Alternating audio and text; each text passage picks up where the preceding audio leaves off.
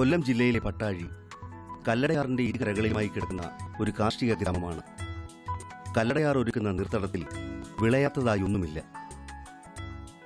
അത് പട്ടാഴിയുടെ കാർഷിക പാരമ്പര്യവുമായി. എന്നാൽ കാർഷിക വൃത്തിയിലെ ലാഭേച്ഛയുടെ ഭാഗമായി മലയോര ഭൂമി കൂടിയായ പട്ടാഴിയുടെ മണ്ണിലേക്കെത്തിയ റബ്ബർ മരങ്ങൾ വളർന്ന് നിരയിട്ടതോടെ തനത് നാടൻ വിളകളിൽ പലതും ഗ്രാമത്തോട് വിട പറയുന്ന കാഴ്ചയും സംജാതമായി. ഇവിടെയായിരുന്നു സ്വന്തം നാട്ടുമണ്ണിന്റെ ഉർവരതയെയും അതിൽ ഉയിർക്കൊള്ളുന്ന വിളകളെയും തന്നെക്കൊണ്ടാവും വിധം സംരക്ഷിക്കുക എന്ന ലക്ഷ്യത്തോടെ ഒരു യുവ കർഷകൻ ഇറങ്ങിത്തിരിച്ചത്. പട്ടാഴി മരുതമൺ കൈമന വീട്ടിലെ SR ശ്യാംകുമാർ.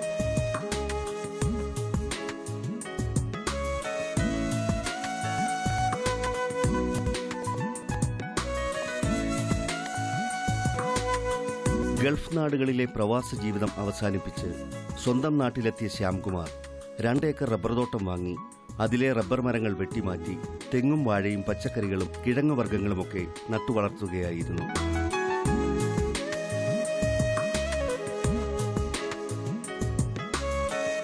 കൃഷിവകുപ്പുമായുള്ള ബന്ധവും കാർഷിക പഠനയാത്രകളും പരമ്പരാഗത കൃഷിരീതിക്കൊപ്പം ശാസ്ത്രീയ കൃഷിരീതികളെയും സമന്വയിപ്പിച്ചുകൊണ്ടുള്ള ഒരു ജൈവ കാർഷിക രംഗത്തേക്ക് ശ്യാംകുമാറിനെ എത്തിക്കുകയായിരുന്നു. അതിന്റെ ഭാഗമായി തനി നാടൻ പശുക്കളുടെ പരിപാലനവും കൃഷിയും ചേർന്നുള്ള പ്രകൃതി സൗഹൃദ ജൈവ കാർഷിക വലയം തീർക്കുകയായിരുന്നു ശ്യാംകുമാർ. കുടുംബപരമായിട്ട് ഒരു കർഷക കുടുംബത്തിന്റെ ഒരു പിൻതലമുറയാണ് ഞാൻ. അതൊരു യാഥാർത്ഥ്യം. പിന്നെ വിദേശ ജീവിതം എന്നെ ഒരു പരിധിയിലധികം ഈ നമ്മുടെ നാട് സംസ്കാരത്തെ ഓർമ്മിക്കാനും അല്ലെന്നുണ്ടെങ്കിൽ അതിനെ അകന്നു പോയിക്കൊണ്ടിരിക്കുന്ന അതിനെ ഒരു വേവലാതിയോട് കാണാനൊക്കെ പ്രേരിപ്പിച്ചിട്ടുണ്ട്. അതാണ് ഒരു പരിധിവരെയൊക്കെ ഇങ്ങനൊരു സംരംഭം യാഥാർത്ഥ്യമാക്കാൻ വേണ്ടി എനിക്ക് പ്രചോദനമുണ്ട്. വെച്ചൂർ, കാസർഗോഡ് കുള്ളൻ, തെക്കൻ എന്നീ കേരളത്തിന്റെ നാടൻ ഇനങ്ങളുമായി ആരംഭിച്ച ശ്യാംകുമാറിന്റെ ഗോശാല മെല്ലെ മെല്ലെ വികസിക്കുകയായിരുന്നു. അന്യസംസ്ഥാനങ്ങളിലെ തനി നാടൻ പശുവിനങ്ങളെ തിരഞ്ഞുള്ള ശ്യാംകുമാറിന്റെ യാത്രകളുടെ പരിണത ഫലമെന്നോണം പട്ടാഴിയിലെ അമ്പാടി ഗോശാല ഒരു ഭാരതീയ പൈതൃകത്തിന്റെ കാവൽപ്പുര കൂടിയായി മാറുകയായിരുന്നു. സുഭാഷ് പലേക്കർ എന്ന മഹത് വ്യക്തിയുടെ സീറോ ബഡ്ജറ്റ് നാച്ചുറൽ ഫാമിങ്ങിൽ ആകർഷണമായിട്ടാണ് എൻ്റെ ഇതിൻ്റെ ഒരു തുടക്കം. അപ്പോൾ ആ സമയത്ത് ഒരു പശുവിൽ നിന്ന് 20 ഏക്കർ മുതൽ 30 ഏക്കർ വരെ കൃഷി ചെയ്യാൻ പറ്റുമെന്നുള്ള സുഭാഷ് പലേക്കർജിയുടെ ആ ഒരു കൺസെപ്റ്റിലാണ് ഞാനിവിടെ കൃഷി ആരംഭിച്ചത്. അതിന് വേണ്ടിയിട്ട് കാസർഗോഡ് കുള്ളൻ എന്നൊരു പശുവിനെ ഇവിടെ കൊണ്ടുവരികയും അതിനെ വളർത്തി കൃഷി ഇങ്ങനെ നടന്നു പോകുമ്പോൾ ഈ പശുവിൻ്റെ അതിനോട് അടുക്കും തോറും അതിനെക്കുറിച്ച് കൂടുതൽ അറിയാനുള്ളൊരാഗ്രഹം ഉണ്ടായി. അപ്പം അറിഞ്ഞ് ചെല്ലുമ്പോൾ ഇപ്പോഴും ഞാൻ ഒന്നും അറിഞ്ഞിട്ടില്ല, പക്ഷേ അറിഞ്ഞിടത്തോളം ഇതൊരു അതിബൃഹത്തായ അതിവിശാലമായ ഒരു പഠന വിഷയമാണ് നാടൻ പശുക്കൾ. നാടൻ പശുവിൻ്റെ ഒരു ഉൽപ്പന്നം അല്ല ഒരു മാലിന്യം പോലും നമുക്ക് വേണ്ടാതാവുന്നത്. ഭാരതീയ ഗോകുലത്തിന്റെ പരിച്ഛേദമായി മാറിയ ഇവിടെ രാജ്യത്തിന്റെ വിവിധ ഭാഗങ്ങളിൽ നിന്നുള്ള 50-ലേറെ നാടൻ പൈക്കളാണ് കൊമ്പുയർത്തിയും കഴുത്താരമണി കിലുക്കിയും പരസ്പരം സ്നേഹം പങ്കുവച്ചും നിരയിട്ടു നിൽക്കുന്നത്. കർണാടകയുടെ ബംഗാരു, മലനാട് ഗിസ, കൃഷ്ണ, ആന്ധ്രയിൽ നിന്നുള്ള പൂങ്കന്നൂർ, രാജസ്ഥാന്റെ കാങ്കറേജ്, ഗുജറാത്തിൽ നിന്നുമെത്തിയ ഗീർ, സഹിവാൾ, തമിഴ്നാട് നാടൻ, പുരാണങ്ങളിൽ പ്രതിപാദിക്കുന്ന കപില തുടങ്ങിയ ഭാരതീയ ഗോമാതാക്കൾ വ്യത്യസ്ത ആകാര ഭംഗിയണിഞ്ഞ് ഇവിടെ ഒരു ഗോകുല സംസ്കൃതി തന്നെ ഒരുക്കുന്നു. കർണാടകത്തിൻ്റെയും കേരളത്തിൻ്റെയും ബോർഡറിൽ കാണപ്പെടുന്നത് ബംഗാരു എന്ന് പറഞ്ഞിട്ടൊരു ബ്രീഡാണ്. മറ്റുള്ള നാടൻ പശുക്കളെ പോലെ തന്നെ ഔഷധങ്ങളുണ്ട്, പാലിൻ്റെ അളവ് കുറവായിരിക്കും. കാങ്ക്രേജ് രാജസ്ഥാൻ്റെ ബ്രീഡാണ്. രാജസ്ഥാനിലാണ് ഇതിൻ്റെ ഉത്ഭവം. ഇന്ത്യയിലിപ്പോൾ ഉള്ളതിൽ ഒരു പ്രൈസിയസ്റ്റ് ആണ്, അല്ലെന്നുണ്ടെങ്കിൽ ഹെവി ബ്രീഡിലൊന്നാണ്. ഇതും പാലുൽപാദനത്തിന് വേണ്ടിയിട്ട് ഉപയോഗിക്കുന്നുണ്ട്. ഇതിൻ്റെ കാളകളെ ട്രാൻസ്പോർട്ടിങ് ആവശ്യത്തിന് വേണ്ടിയിട്ടൊക്കെ ഉപയോഗിച്ചിട്ടുണ്ടായിരുന്നു. ഇത് ഗുജറാത്തിലെ ഗീർ വനങ്ങളിൽ കണ്ടുവരുന്ന അല്ലെങ്കിൽ ഗീർ വനങ്ങളിൽ നിന്ന് ഉത്ഭവിച്ച ഗീർ എന്ന് പറയുന്ന പശുവാണ്. ഇത് 3 സ്പീഷീസിലുണ്ട്. അതിലൊരു ഇനമാണിത്. ഇത് ഇപ്പോൾ ഇന്ത്യയിൽ അറിയപ്പെടുന്നതിൽ ഏറ്റവും പാലുൽപാദനം കൂടിയ പശുക്കളാണ് ഈ ഗീർ പശുക്കൾ. ഗീറിൽ തന്നെ വേറൊരു സ്പീഷീസാണിത്. ഇതും ഗുജറാത്തിലെ ജനുസാണ്. പാലുൽപാദനത്തിൽ ഈ പറഞ്ഞതുപോലെ ശരാശരി പാൽ ഉൽപ്പാദനം കൂടുതലുള്ള ബ്രീഡാണ്.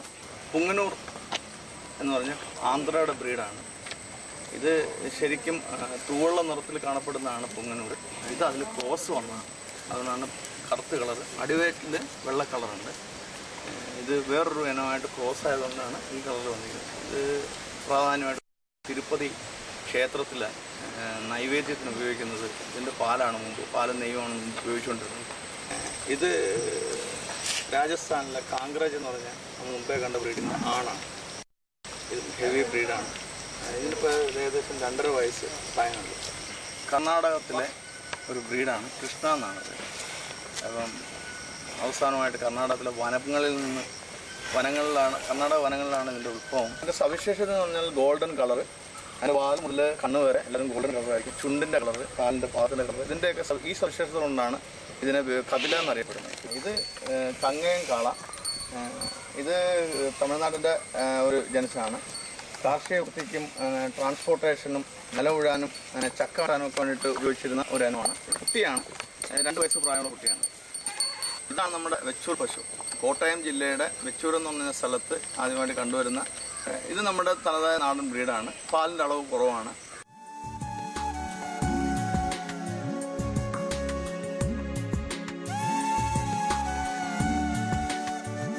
നന്നേ പ്രഭാതത്തിൽ തന്നെ പട്ടാഴിയിലെ അമ്പാടി ഗോകുലം ഉണരുന്നു.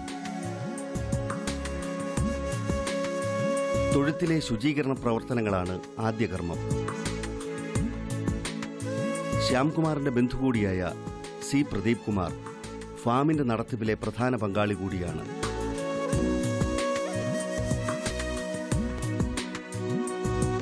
ഗോമൂത്രം പ്രത്യേക പാത്രത്തിൽ ശേഖരിച്ചു കഴിഞ്ഞ് ചാണകം വാരി മാറ്റി തൊഴുത്ത് കഴുകി വൃത്തിയാക്കിയ ശേഷമാണ് പാൽക്കറവ നടത്തുക.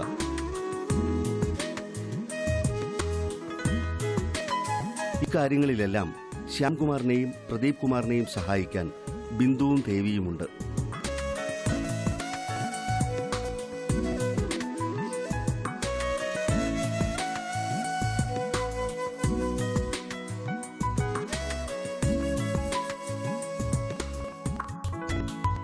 കറവ കഴിഞ്ഞ ശേഷമാണ് രാജ്യത്തിന്റെ ഈ സ്വന്തം ധേനു കുടുംബത്തിന്റെ ആഹാരവേള. പുന്നല്ലിന്റെ തവിട് വെള്ളത്തിൽ ചേർത്ത് നൽകുന്നതാണ് പ്രധാന ഖരാഹാരം.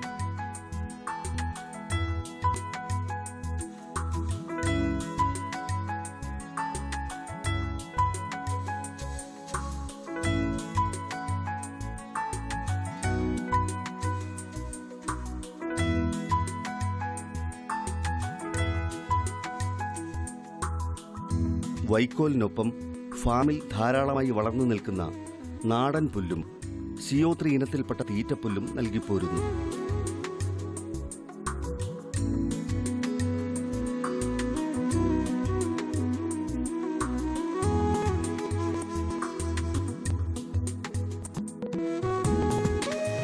ശുദ്ധമായ കിണറ്റ് ജലം ഓട്ടോമാറ്റിക് ഡ്രിങ്കിംഗ് ബൗളിലൂടെ ഓരോ പശുക്കളുടെയും മുൻപിലെത്തുന്നു.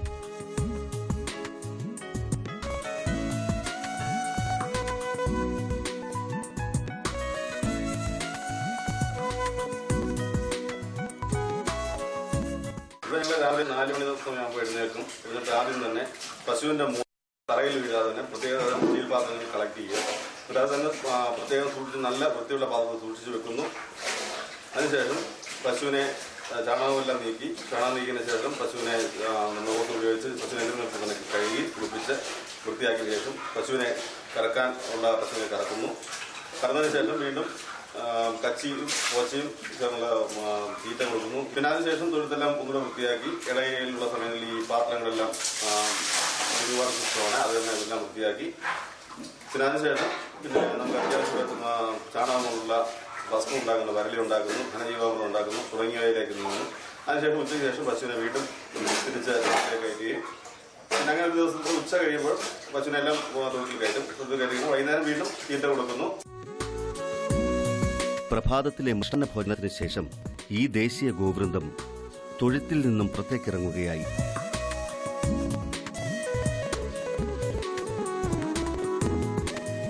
തൊഴുത്തിന് സമീപമുള്ള വിശാലമായ തൊടിയിലേക്കാണ് മാതാപിതാക്കളും കുട്ടികളും അടങ്ങുന്ന കൈക്കുടുംബം വയ്ക്കുക. പിന്നെ കുഞ്ഞിക്കിടാങ്ങളുടെ കുട്ടിക്കുടുംബുകൾ.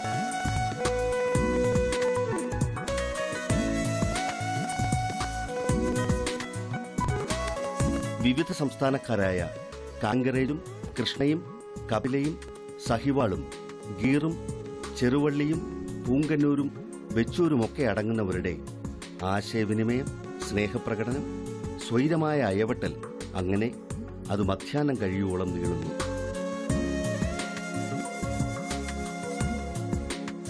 വ്യത്യസ്ത കാലാവസ്ഥയിൽ നിന്നും ജീവിത രീതികളിൽ നിന്നുമാണ് ഈ പശുക്കൾ ഇവിടെ എത്തിയതെങ്കിലും കേരളത്തിന്റെ കാലാവസ്ഥാ ഘടനയോടും ജൈവ പശ്ചാത്തലത്തോടും ഇവ വളരെ വേഗം ഇണങ്ങുന്നു എന്നതും ശ്രദ്ധേയമായ കാര്യമാണ്.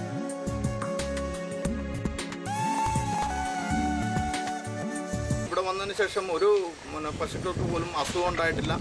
അവരുടെ ആഹാരം തനതായ ആഹാര ഇതാണ് കൊടുക്കുന്നത്. പൂർണ്ണമായിട്ടും ജൈവമായിട്ടുള്ള ഉൽപ്പന്നങ്ങളാണ് ആഹാരമായിട്ട് കൊടുക്കുന്നത്. അതോടൊപ്പം തന്നെ നമ്മളുമായിട്ട് ഇണങ്ങി പോകുന്നുണ്ട്. എല്ലാവരും ഒരേപോലെയാണ് ഇവിടെ പരിപാലിക്കപ്പെടുന്നതും ട്രീറ്റ് ചെയ്യും. തൊഴുത്തിലെ ചാണകം പ്രധാനമായും വെർമി കമ്പോസ്റ്റിനായി ഉപയോഗിക്കുന്നു.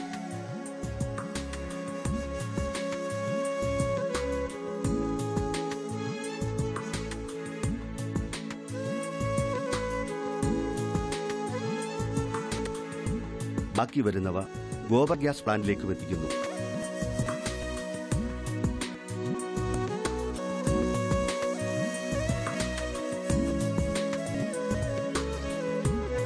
ഫാമിലെ പാചകവൃത്തികൾക്കായി ഈ ബയോഗ്യാസ് സംവിധാനം പ്രയോജനപ്പെടുത്തുന്നു.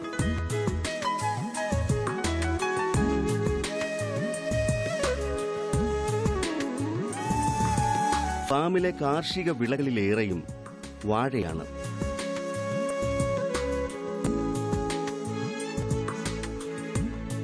ഞാലിപ്പൂവൻ ഇനം വാഴ മാത്രമാണ് കൃഷി ചെയ്യുന്നത്.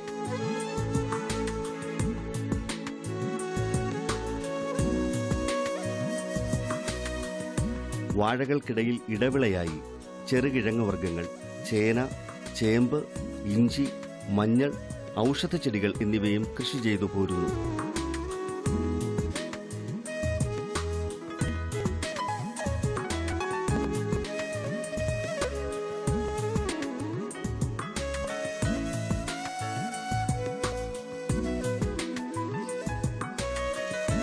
പച്ചക്കറികൾക്കും ഫാമിൽ ഇടമുണ്ട്. വെണ്ട, വഴുതന, പാവൽ, പയർ, കോവൽ, പടവലം, ചീര, മുളക് തുടങ്ങിയ ഇനങ്ങൾ ജൈവശോഭയണിഞ്ഞിവിടെ നിരയിടുന്നു.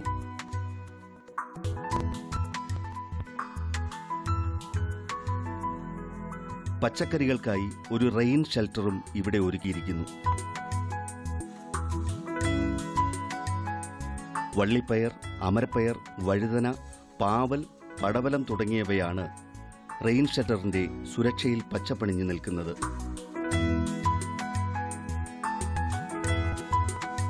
അദ്ദേഹത്തിന്റെ ഈ ഒരു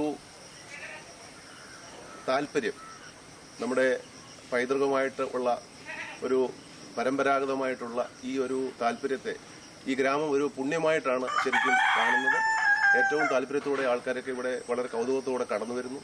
ഇതൊക്കെ കാണുകയും മനസ്സിലാക്കുകയും തുടർന്ന് ആർക്കെങ്കിലുമൊക്കെ ഇതിന്റെ ഒരു പ്രചോദനം ലഭിക്കട്ടെ എന്നാണ് പുള്ളിയുടെ ആ ഒരു സംസാരത്തിൽ നിന്ന് നമുക്ക് മനസ്സിലാക്കാൻ കഴിയുന്നത്.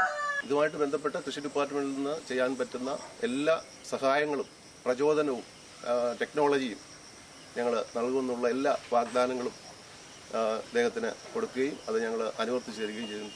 നാടൻ ഫലവൃക്ഷ സഞ്ചയത്തെയും ശ്യാംകുമാർ ഇവിടെ പരിരക്ഷിച്ചു വളർത്തുന്നു. വിവിധയിനം മാവുകൾ, സപ്പോട്ട, റംബുട്ടാൻ തുടങ്ങിയവ ഈ ഇനത്തിൽപ്പെടുന്നു.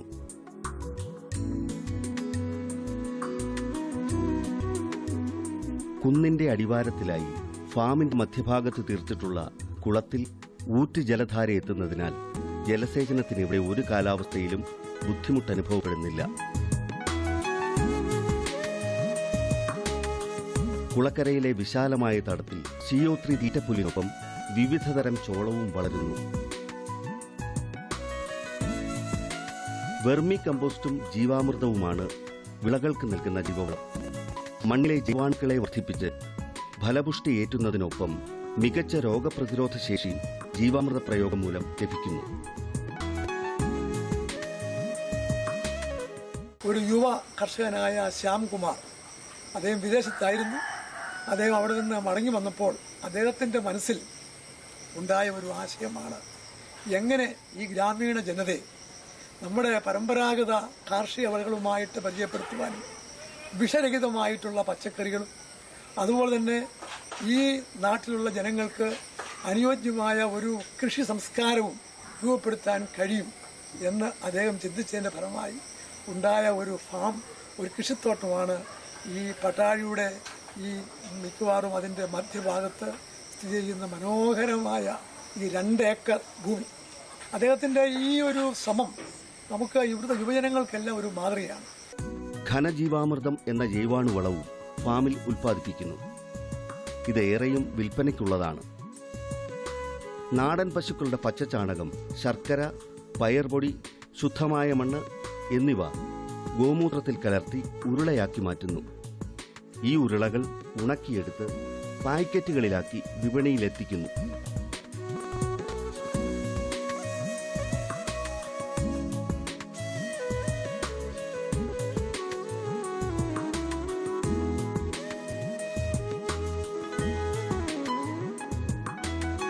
ചാണകവറളിയാണ് മറ്റൊരുൽപ്പന്നം.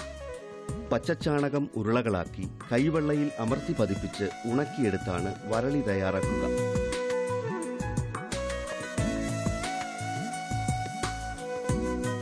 തൊഴുത്തിന്റെ ഇരുവശങ്ങളിലുമായി നെടുനീളത്തിൽ തയ്യാറാക്കിയ അടുക്കുകളിലാണ് ചാണകവരളി ഉണക്കിയെടുക്കുക. ഗോശാലയിൽ ചുരത്തുന്ന പാൽ പ്രധാനമായും അനുബന്ധ ഉൽപ്പന്നങ്ങൾക്കായി ഉപയോഗിക്കുകയാണ് ചെയ്യുന്നത്. കൂടാതെ നാടൻ പശുവിന്റെ ഗോമൂത്ര മിശ്രിതത്തിൽ അധിഷ്ഠിതമായി ഔഷധ സസ്യക്കൂട്ടുകൾ ചേർത്ത് തയ്യാറാക്കുന്ന സ്നാനചൂർണവും പൽപ്പൊടിയും ഡിഷ് വാഷ് സോപ്പും ടോയ്ലറ്റ് ക്ലീനറുകളും ഇതര അണുനാശിനികളുമൊക്കെ ഇവിടെ തയ്യാർ തന്നെ. മെയിൻ സ്ട്രീമായിട്ട് ഞങ്ങൾ കാണുന്നത് ഇതിൻ്റെ മൂത്രവും ചാണകവുമാണ്. പാലും എടുക്കുന്നുണ്ട്. പാലിനെ നേരിട്ട് ഒന്നും ചെയ്യുന്നില്ല. അതിനെ പാലായിട്ടും കാച്ചി തൈരായിട്ടും, തൈരിനെ കടഞ്ഞ് വെണ്ണയായിട്ടും, വെണ്ണയെ ഉരുക്കി നെയ്യായിട്ട് ഞങ്ങൾ ഉപയോഗിക്കുന്നുണ്ട്. അത് നേരിട്ട് വിപണനം വളരെ കുറവാണ്. അത് ഞങ്ങളുടെ ഉൽപ്പന്നങ്ങൾ ഉണ്ടാക്കാൻ വേണ്ടി ഉപയോഗിക്കുകയാണത്. പിന്നെ സംഭാരത്തിന് ഞങ്ങൾ വെളിയിൽ കൊടുക്കുന്നുണ്ട്. ഇതിനെ കൂടാതെ കൃഷി ആവശ്യങ്ങൾക്ക് വേണ്ടിയിട്ടുള്ള ജീവാമൃതം, ഘനജീവാമൃതം, ബീജാമൃതം, അഗ്നിയസ്ത്രം, ബ്രഹ്മാസ്ത്രം, അതുകൂടാതെ മനുഷ്യൻ്റെ ദൈനംദിന ആവശ്യങ്ങൾക്ക് ഉപകരിക്കുന്ന പൽപ്പൊടി, ഭസ്മം, സ്നാനചൂർണം, അങ്ങനെ അനവധി പ്രോഡക്റ്റ് നമുക്ക് നിർവഹിക്കാം. എണ്ണത്തിൽ കുറവെങ്കിലും സങ്കരയിനം ആടുകളും നാടൻ മുട്ടക്കോഴികളും ഫാമിൽ അന്തേവാസികളായുണ്ട്. ഇവയ്ക്കും ശ്യാംകുമാർ നൽകുന്നത് നാടൻ ചിട്ടയിലുള്ള പരിരക്ഷ തന്നെ.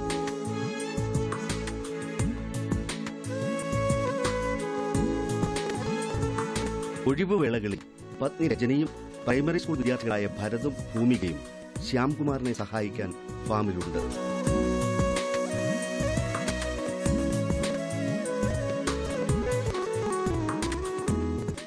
മറ്റൊന്നിന് പൂരകമായിട്ട് ഇതൊരു സൈക്കിള് പോലെ ഒന്നിൻ്റെ കാഷ്ടം അല്ലെന്നുണ്ടെങ്കിൽ ഒന്നിൻ്റെ മാലിന്യം, ഒന്നിൻ്റെ ആഹാരം ഇന്നൊന്നിന് ഗുണമാവുന്ന ഒരു രീതിയിലാണ് ഇവിടെ നമ്മൾ ഇത് ചെയ്തിരിക്കുന്നത്. അതുകൊണ്ട് നമുക്കൊരു മാലിന്യമില്ല. അപ്പം ഒരു മാലിന്യമുക്ത സംസ്കാരം ഉണ്ടാക്കാൻ പറ്റും. പ്രകൃതിയും മനുഷ്യനും തമ്മിലുണ്ടായിരുന്ന ചേതോഹരമായ ജൈവബന്ധത്തെ പുനരുജ്ജീവിപ്പിക്കാനുള്ള സുദൃഢവും സുവ്യക്തവുമായ തീവ്ര ശ്രമത്തിലാണ് SR ശ്യാംകുമാർ എന്ന ചെറുപ്പക്കാരൻ. നാട്ടുതനിമയുടെ സ്വത്വം തിരിച്ചറിഞ്ഞ് നാടൻ പശുക്കളെയും നാടൻ കാർഷിക വിഭവങ്ങളെയും ചേർത്തിണക്കി ഒരു സാമൂഹിക ചക്രം തീർത്ത് സമഗ്രമായ ഗ്രാമവികസനം സുസാധ്യമാക്കാൻ പട്ടാഴി എന്ന ഗ്രാമത്തിലെ SR ശ്യാംകുമാർ എന്ന യുവ ജൈവ കർഷകൻ നടത്തുന്ന ഈ ഒറ്റയാൾ പോരാട്ടം രാജ്യത്തിന്റെ കാർഷിക മേഖലയ്ക്കേകുന്ന പ്രചോദനം ചെറുതല്ല.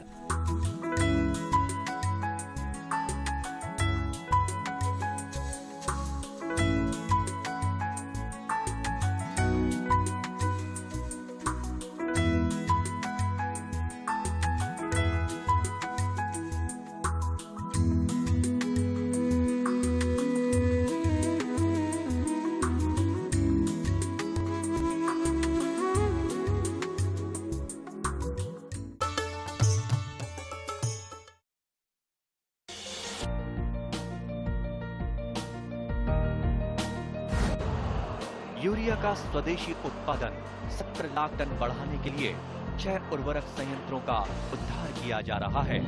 FCIL के गोरखपुर, सिंदरी, तलचर और रामागुंडम संयंत्र, HFCL की बरौनी इकाई और BVFCL की नामरू फोर्थ। सोने पर सुहागा ये है कि देश में अब बनेगा सिर्फ नीम लेपित यूरिया, क्योंकि इसे होगा किसानों का फायदा ही फायदा। अनाज का उत्पादन 10% तक बढ़ेगा। बढ़ेगी 10 से 15% नाइट्रोजन क्षमता।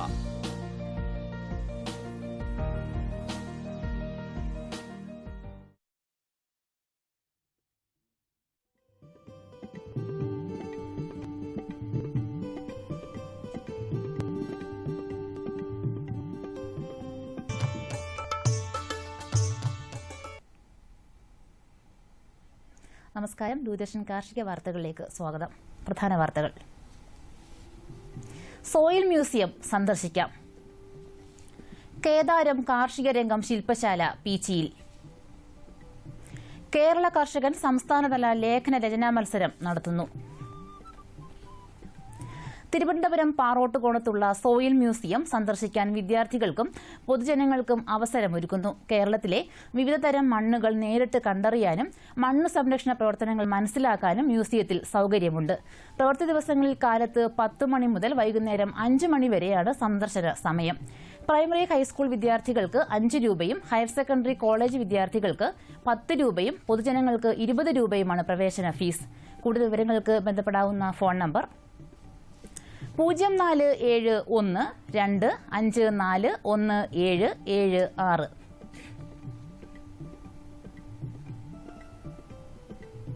കൊല്ലം ജില്ലയിലെ കൊട്ടാരക്കരയിൽ കോഴികളെ സസ്യജന്യ തീറ്റ നൽകി വളർത്തി യാതൊരുവിധ ഹോർമോണുകളോ സ്റ്റിറോയിഡുകളോ രാസ ഔഷധങ്ങളോ നൽകാത്ത സുരക്ഷിതമായ ജൈവ ഇറച്ചിക്കോഴികളെ കർഷകന്റെ കയ്യൊപ്പോടുകൂടി വിപണിയിലെത്തിക്കാനുള്ള സംരംഭത്തിന് തുടക്കമാകുന്നു.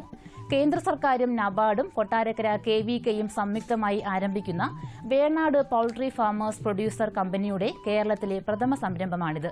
കൂടുതൽ വിവരങ്ങൾക്ക് സന്ദർശിക്കാവുന്ന വെബ്സൈറ്റ് www.venadpfpc.com. Phone number 047424562225.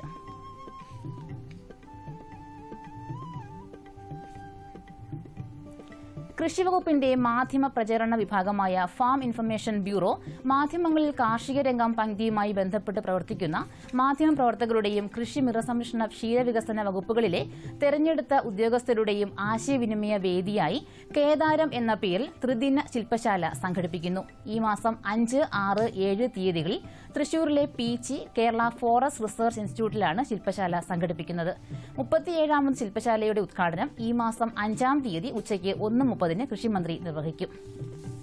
ക്ഷീരവികസന വകുപ്പ് പാമ്പാടി വാർഷിക പദ്ധതി പ്രകാരം ഹ്രസ്വകാല തീറ്റപ്പുൽ വിളകളായ മക്കച്ചോളം, വൻപയർ എന്നിവയുടെ നടീൽ വിത്തുകൾ സൌജന്യമായി വിതരണം ചെയ്യുന്നു. താൽപര്യമുള്ളവർ തിരിച്ചറിയൽ കാർഡ്, കരമടച്ച രസീത് എന്നിവയുടെ കോപ്പിയുമായി പാമ്പാടി ക്ഷീരവികസന ഓഫീസിൽ എത്തേണ്ടതാണ്.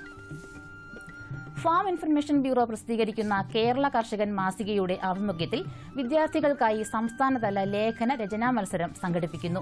8 മുതൽ 12ാം ക്ലാസ് വരെയുള്ള വിദ്യാർത്ഥികൾക്ക് പങ്കെടുക്കാം. 1, 2, 3 സ്ഥാനക്കാർക്ക് യഥാക്രമം 5000, 3000, 2000 രൂപ വീതം സമ്മാനമായി ലഭിക്കും. കൂടാതെ പ്രോത്സാഹന സമ്മാനമായി 1000 രൂപയും 10 പേർക്ക് ലഭിക്കും. കൂടുതൽ വിവരങ്ങൾക്ക് ബന്ധപ്പെടാവുന്ന ഫോൺ നമ്പർ 0471231458.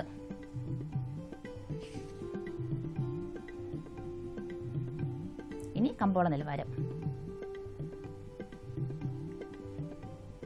വെളിച്ചെണ്ണ കൊച്ചി 8100 രൂപ, വെളിച്ചെണ്ണ കോഴിക്കോട് 8900 രൂപ, വെളിച്ചെണ്ണ തൃശൂർ 8400 രൂപ, കൊപ്ര കൊച്ചി 5650 രൂപ, കൊപ്ര കോഴിക്കോട് 5600 രൂപ, കൊപ്ര തൃശൂർ 5800 രൂപ, കുരുമുളക് അൺഗാർബിൾഡ് 69000 രൂപ, കുരുമുളക് ഗാർബിൾഡ് 72000 രൂപ, ചുക്ക് മീഡിയം 16500 രൂപ, ചുക്ക് ബെസ്റ്റ് 18000 രൂപ, മഞ്ഞൾ സേലം 10000 രൂപ, മഞ്ഞൾ ഈറോഡ് 9800 രൂപ. കൊച്ചി റബ്ബർ RSS 5ാം ഗ്രേഡ് 14,100 രൂപ, റബ്ബർ RSS 4ാം ഗ്രേഡ് 14,400 രൂപ. കോട്ടയം റബ്ബർ RSS 5ാം ഗ്രേഡ് 14,100 രൂപ, റബ്ബർ RSS 4ാം ഗ്രേഡ് 14,400 രൂപ. കമ്പോള നിലവാരം കൊച്ചി. വെളിച്ചെണ്ണ 8,100 രൂപ, കൊപ്ര 5,650 രൂപ, പിണ്ണാക്ക് എക്സ്പെല്ലർ 2,000 രൂപ, പിണ്ണാക്ക് റോട്ടറി 2,000 രൂപ. കുരുമുളക് അൺഗാർബിൾഡ് 69,000 രൂപ, കുരുമുളക് ഗാർബിൾഡ് 72,000 രൂപ.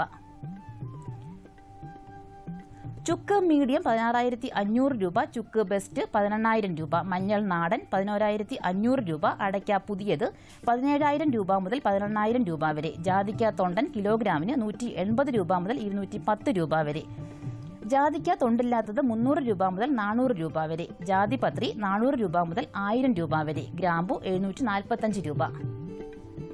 റബ്ബർ RSS 5ാം ഗ്രേഡ് 14,100 രൂപ, റബ്ബർ RSS 4ാം ഗ്രേഡ് 14,400 രൂപ, ഒട്ടുപാൽ 9,100 രൂപ, ലാറ്റക്സ് 8,300 രൂപ.